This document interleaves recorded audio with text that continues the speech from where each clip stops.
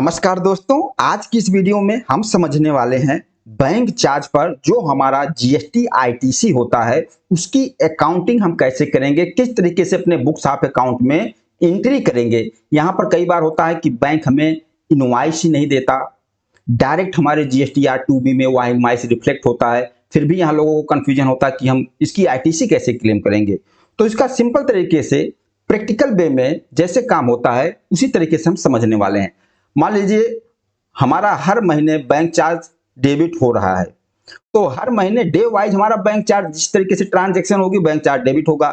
जब हम अपने बैंक की एंट्री पोस्ट करेंगे तो हम क्या करेंगे, जो भी बैंक चार्ज डेबिट होगा इस तरीके से बैंक चार्ज अकाउंट को डेबिट कर देंगे। मान लीजिए एग्जांपल लिया मैंने, बैंक चार्ज अकाउंट डेबिट हुआ 50,000 से, तो हमने बैंक चार्ज अकाउंट 50,000 से डेबिट कर दिया और क्रेडिट कर दिया जो भी हमारा बैंक है। मान लीजिए एसबीआई बैंक है तो एसबीआई बैंक को हमने 50,000 से क्रेडिट कर दिया।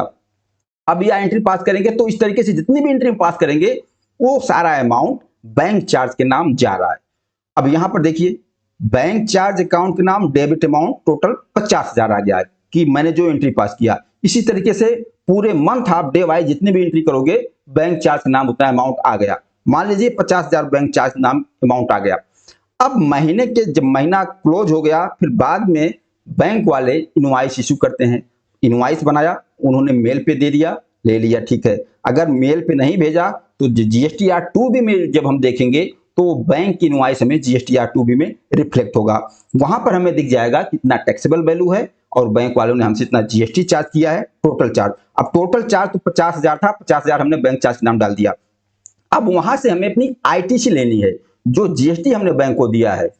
अब उसके लिए भी हमें एक एंट्री पास करनी होगी।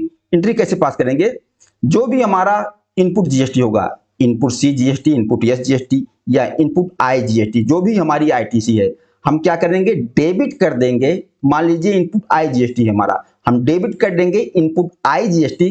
कितना अमाउंट जीएसटी था, 5,000। ओके, क्रेडिट कर देंगे बैंक चार्जेज अकाउंट 5,000 से। और इसके बाद इस नरेशन में हम दिखा देंगे कि कौन सा बैंक है, उस बैंक का नाम लिख देंगे, इनवॉइस नंबर लिख देंगे, इनवॉइस का डेट लिख देंगे और जो भी नरेशन आपको लिखना है आप लिख सकते हैं, क्योंकि इससे पता चलेगा कि हम इस इनवॉइस के सामने ये आईटीसी क्लेम कर रहे हैं। और किसकी आईटीसी है, बैंक चार्ज की आईटीसी है, बैंक की आईटीसी है। ओके, अब ये एंट्री हम पास कर देंगे तो ये 5,000 हमारा अकाउंट साफ बुक में हमारे 5,000 की आईटीसी आ गई और ये 5,000 हमारा 2B में आया है, जीएसटी पोर्टल पे भी हमारे क्रेडिट लेजर में आ जाएगा।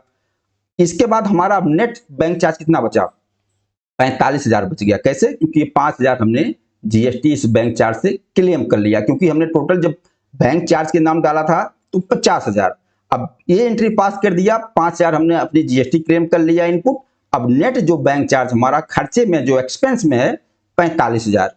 इस तरीके से आपको बैंक चार्ज की आईटीसी क्लेम कर लेना है, बहुत ही सिंपल है। बाकी आप लोग बताना यह वीडियो आप लोगों को कैसा लगा। नमस्कार, धन्यवाद।